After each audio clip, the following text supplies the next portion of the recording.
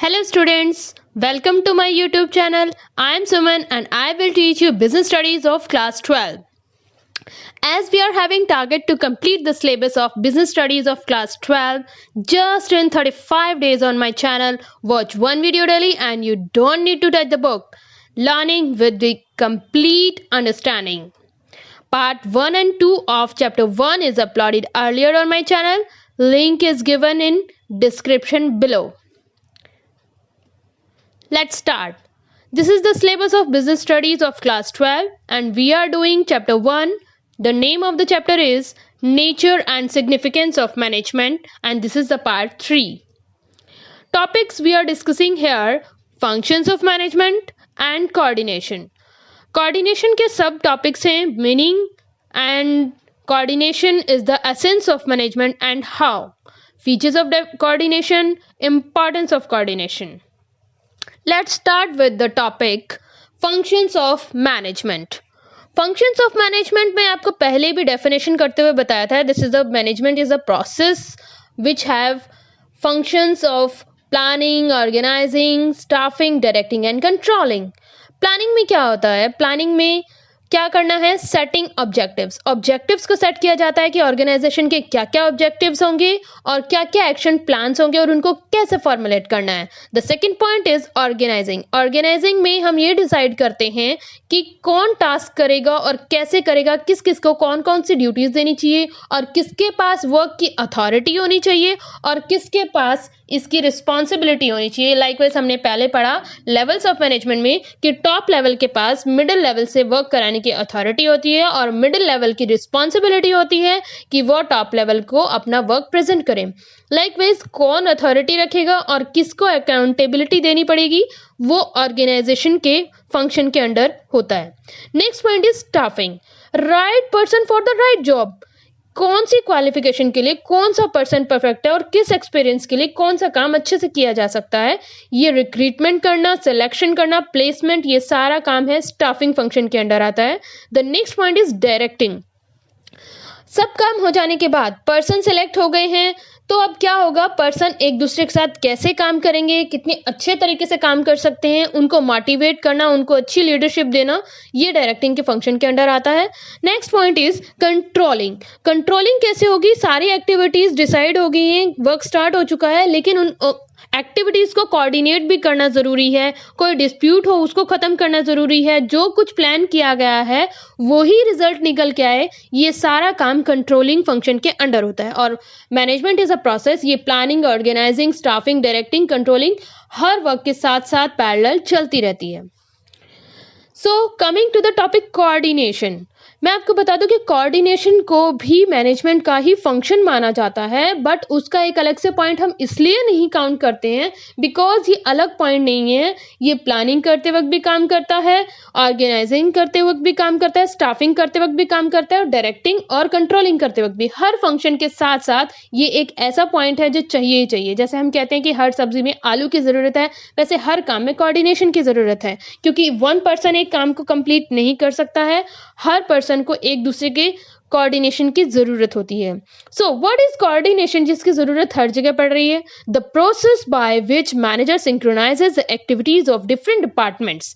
अभी देखो काफी डिपार्टमेंट्स हैं और वो अकेले अकेले खुद के गोल्स को अचीव करने के लिए काम नहीं कर रहे हैं. हर डिपार्टमेंट ऑर्गेनाइजेशन के गोल को अचीव करना चाहता है. तो अगर ऑर्गेनाइजेशन का गोल एक ही है, सभी डिपार्टमेंट्स का गोल एक ही है, तो जब वो अपना काम खत्म कर लेते हैं तो एक दूसरे के साथ उनको अपना वर्क शेयर करने की भी जरूरत होती है. सो उनकी एक्टिविटीज को सिंक्रोनाइज किया जा सके, इस प्रोसेस को क्या कहेंगे? Coordination. Coordination is the force that binds all the other functions of management. Her function को मैनेज करे, यानी कि प्लानिंग के बाद ऑर्गेनाइजिंग होगी, ऑर्गेनाइजिंग के बाद स्टाफिंग होगी, स्टाफिंग के बाद डायरेक्टिंग होगी, डायरेक्टिंग के बाद कंट्रोलिंग होगी. और ये प्लानिंग, ऑर्गेनाइजिंग, ये सारे फंक्शंस चलते रहते हैं और इन सारे फंक्शंस का भी आपस में इंटरकनेक्शन होता है. इसको भी हम कोऑर्डिनेशन कहते हैं. कोऑर्डिनेशन ही है जिसकी वजह से सारे फंक्शंस अच्छे से काम कर पाते हैं. So next topic is coordination is the essence of management. ये मैनेजमेंट के लिए बहुत ही ज़्यादा एसेंशियल है। इस टॉपिक में हम ये पढ़ेंगे, लेकिन ये क्यों एसेंशियल है इसको हम डिटेल में पढ़ेंगे। The first point is coordination is needed to perform all the functions of management. सारे फंक्शंस करने के लिए कोऑर्डिनेशन की ज़रूरत है। The next point is coordination is required at all levels of management. जितने भी मैनेजमेंट के लेवल्स हैं, top level, middle level, lower level, सब पे जरूरी है। The third point is coordination is the most important function. अभी मैंने आपको बताया ना, ये भी एक फंक्शन है, लेकिन इसको अलग से इसलिए काउंट नहीं करते हैं क्योंकि ये हर फंक्शन के साथ काम करता है।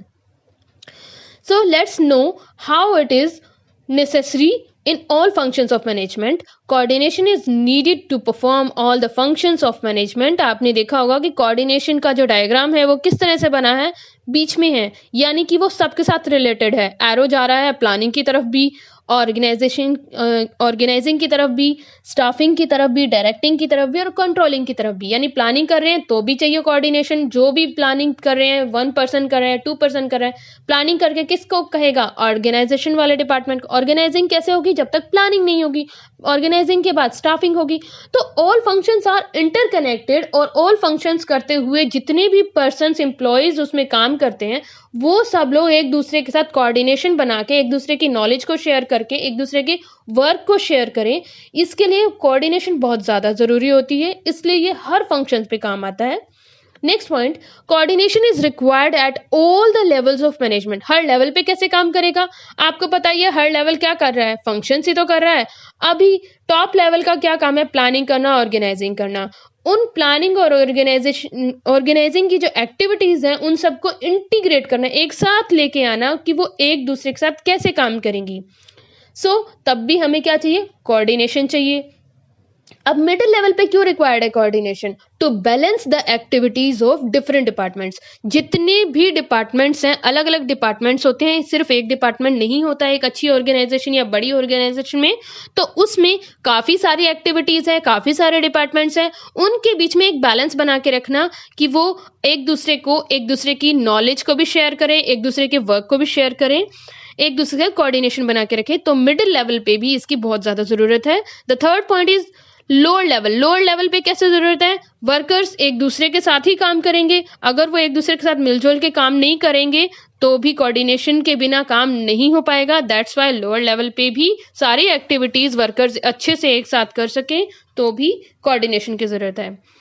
Next, coordination is the most important function of an organization. Coordination बहुत ज्यादा इंपॉर्टेंट फंक्शन है। अब सारे फंक्शन इंपॉर्टेंट है, कोऑर्डिनेशन भी इंपॉर्टेंट है और ये एक फंक्शन भी है, लेकिन इसको अलग से राइट नहीं किया जाता क्योंकि ये हर फंक्शन के साथ साथ काम करता है। कैसे है ये? Any company which fails to coordinate its activities can not survive and run successfully for a long period of time. देखा आपने, ये लाइन क्या बता रही है कि अब कोऑर्डिनेशन ही नहीं है अगर मैनेजमेंट के अंदर, तो वो कभी भी अपने काम को अच्छे से कर ही नहीं पाएंगे, इवन सर्वाइव ही नहीं कर पाएंगे और फेल हो जाएंगे और ज्यादा लंबे टाइम तक वो ऑर्गेनाइजेशन चल ही नहीं सकती। नेक्स्ट लाइन क्या कह रही है? Coordination make sure that planned activities are achieved with minimum conflicts. सबसे मेन काम कोऑर्डिनेशन का क्या है? मीनिंग क्या है इसका? मिलजुल के रहना, कॉन्फ्लिक्ट्स को खत्म करना। एक दूसरे के साथ काम करेंगे, मिलजुल के काम करेंगे, कॉन्फ्लिक्ट्स नहीं होगा तभी एक साथ काम कर पाएंगे। और ऑर्गेनाइजेशन किसी 1 पर्सन का काम नहीं है, बहुत सारे पर्सन, बहुत सारी एक्टिविटीज, बहुत सारे डिपार्टमेंट्स, इन सब का काम है। तो बहुत सारे वर्ड आ रहा है, बहुत सारे लोग हैं, तो उनके बीच में कोऑर्डिनेशन भी तो चाहिए। कॉन्फ्लिक्ट्स होगा तो काम नहीं हो पाएगा। देखो, कॉन्फ्लिक्ट्स होगा इसीलिए मिनिमम वर्ड लिखा गया है। ऐसा नहीं कह सकते कि कॉन्फ्लिक्ट्स होगा ही नहीं, लेकिन मिनिमम कॉन्फ्लिक्ट्स हो और उनको खत्म किया जा सके, इसीलिए कोऑर्डिनेशन की जरूरत होती है। So in the absence of coordination there will be chaos and confusion in the organization। जब कोऑर्डिनेशन नहीं होगा, कोई एक दूसरे को ठीक से नॉलेज इंस्ट्रक्शन नहीं देगा, तो chaos और confusion होगी। किसी को पता ही नहीं है क्या करना है, कब करना है, किसको रिप्लाई करना है, किसको काम दिखाना है, एक्सेट्रा। ये प्रॉब्लम्स होती हैं, चाहे वो छोटी ऑर्गेनाइजेशन हो या बड़ी ऑर्गेनाइजेशन हो। सो ये थे 3 पॉइंट्स जिसकी वजह से कोऑर्डिनेशन जो है मैनेजमेंट के लिए बहुत ही ज़्यादा इंपॉर्टेंट है। तो तभी हम कहते हैं coordination is the essence of management. So come to the next topic, features of coordination। Features क्या है कोऑर्डिनेशन की? Coordination integrates group effort. ये पूरे के पूरे ग्रुप का एफर्ट है।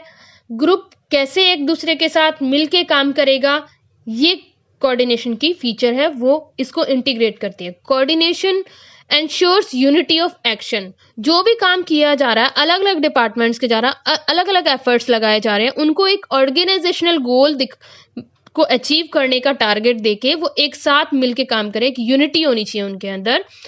Third point is coordination is a continuous process. Continuous process क्यों है? कि जब भी फंक्शन स्टार्ट हुआ, प्लानिंग से लेके कंट्रोलिंग तक चलता रहता है। जब भी ऑर्गेनाइजेशन चल रही है तो कोऑर्डिनेशन सबके बीच में चाहिए, सारी एक्टिविटीज पे, हर लेवल पे, हर फंक्शन पे चाहिए, प्लानिंग से स्टार्ट होके कंट्रोलिंग तक। तो ये कंटिन्यूअस प्रोसेस है। Next point is coordination is a responsibility of all managers. ऐसा नहीं है कि एक मैनेजर को कह दिया गया है कि आपकी ड्यूटी है कोऑर्डिनेशन कराना पूरी ऑर्गेनाइजेशन में, ऐसा कुछ नहीं है। हर मैनेजर का काम, सबसे फर्स्ट वर्क ही यही होता है कि वह कोऑर्डिनेट करे सारे लेवल्स को, सारी वर्किंग को, जो भी रिस्पॉन्सिबिलिटी उन्हें दी गई है वो कोऑर्डिनेट मैनर में किया जाए। The next point is coordination is a deliberate function. Manager has to coordinate the efforts of different people. सब के अलग अलग एफर्ट्स होते हैं और वो अपने अपने काम के लिए बहुत ज़्यादा कॉन्शियस होते हैं, वो उसको बहुत अच्छे पोटेंशियल के साथ कर सके। ये काम भी कोऑर्डिनेशन के द्वारा ही किया जा सकता है, इसलिए कोऑर्डिनेशन की बहुत ज़्यादा ज़रूरत होती है। या यूं कह सकते हैं कि कोऑर्डिनेशन कभी is never established by itself, खुद नहीं बनेगी, उसको बनाया जाता है हर मैनेजर के द्वारा जब तक वो कॉन्शियस एफर्ट नहीं दिखाते। Next point is coordination is all pervasive function. मैंने कहा था मैनेजमेंट एक परवेसिव है और ये मैनेजमेंट का ही फंक्शन है। मैनेजमेंट के बिना ऑर्गेनाइजेशन नहीं चल सकती, यूनिवर्सल है, हर पर्सन को मैनेजमेंट चाहिए। तो सेम हेयर कोऑर्डिनेशन भी चाहिए। जितनी इंपॉर्टेंट मैनेजमेंट है ऑर्गेनाइजेशन के लिए, उतनी ही ज़्यादा इंपॉर्टेंट है कोऑर्डिनेशन मैनेजमेंट के लिए। तो ये बहुत ही ज़्यादा कॉमन है, हर लेवल पे चाहिए, हर फंक्शन के लिए चाहिए, हर स्टेप पे चाहिए। तो ये थी कोऑर्डिनेशन की features. Let's how it is important to the organization. Importance of coordination क्या कहना चाह रहा है, रीजंस क्या है कि ये ऑर्गेनाइजेशन के लिए बहुत ही ज्यादा इंपॉर्टेंट है, क्या जरूरत है इसकी ऑर्गेनाइजेशन को या मैनेजमेंट को। Number 1 is growth in the size. अगर हम ग्रोथ करना चाहते हैं, अगर सेल्फिश हो जाए हर एम्प्लॉय कि मैंने तो अपना काम अच्छा दिखाना है, मैं दूसरे एम्प्लॉय को अपनी नॉलेज शेयर नहीं करूंगा जिसकी वजह से उसका भी काम अच्छा हो जाए, अगर ऐसी सेल्फिश उसके अंदर फीलिंग आ जाती है तो वो हेल्प नहीं करेगा और ऑर्गेनाइजेशनल गोल को अपना गोल नहीं समझेगा। हर इंडिविजुअल पर्सन ऑर्गेनाइजेशनल गोल को ही अपना गोल समझे और एक दूसरे के साथ कोऑर्डिनेट करके चलेगा, तभी ऑर्गेनाइजेशन ग्रो कर सकती है। इवन सर्वाइव ही तभी करती है। तो सर्वाइव के बाद वाला स्टेप होता है ग्रो करना। तो ये बहुत ज्यादा जरूरी है, कोऑर्डिनेशन के बिना वो ग्रो नहीं कर सकती। इसीलिए कोऑर्डिनेशन मैनेजमेंट और ऑर्गेनाइजेशन के लिए बहुत जरूरी है। Next point is functional differentiation.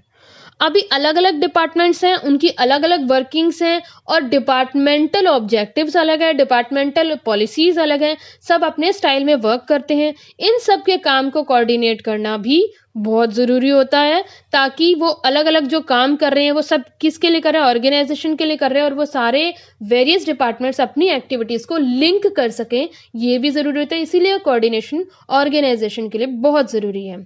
The next point is specialization. अब ये तो बहुत ही कॉमन है, आपने अपने घर में भी देखा होगा, सब एक दूसरे को बहुत ज़्यादा सुपीरियर बताने की कोशिश करते हैं, क्योंकि घर में सारे सेम नहीं होते, लेकिन ऑर्गेनाइजेशन में सारे सेम हो सकते हैं क्वालिफिकेशन और एक्सपीरियंस में। मीन्स किसी ने अगर इंजीनियरिंग की है, एमटेक है, 2 इंजीनियर हैं, अगर उन दोनों को एक साथ मिलकर काम करवाना है तो कोऑर्डिनेशन चाहिए। स्पेशलाइजेशन के बारे में हम इसलिए बात कर रहे हैं क्योंकि वो अपने आप को अच्छा स्पेशलिस्ट समझेंगे। हर 2 एमटेक पर्सन कहेंगे कि मुझे ज़्यादा अच्छा एक्सपीरियंस है, मैं सुपीरियर हूँ। अब उनकी सुपीरियर वाली ईगो को भी रखना है मेंटेन करके, और एक दूसरे को हेल्प करें, एक दूसरे को अपनी नॉलेज शेयर करें, तो वहाँ पे कोऑर्डिनेशन बहुत ज़्यादा इंपॉर्टेंट हो जाती है। और यही मैनेजर की ड्यूटी होती है कि 2 स्पेशलिस्ट को या बहुत सारे स्पेशलिस्ट को एक साथ काम करने के लिए तैयार करें, जिस तरह से ऑर्गेनाइजेशन चाहती है। सो or coordination is very very important for the organization to grow and to coordinate all the activities these were the topics related to the first chapters. Today first chapter is complete. Now in the next video we will know about the second chapter. Thank you for watching this video. Stay connected to get more videos. Please subscribe my channel, like, comment and share my videos. Thank you.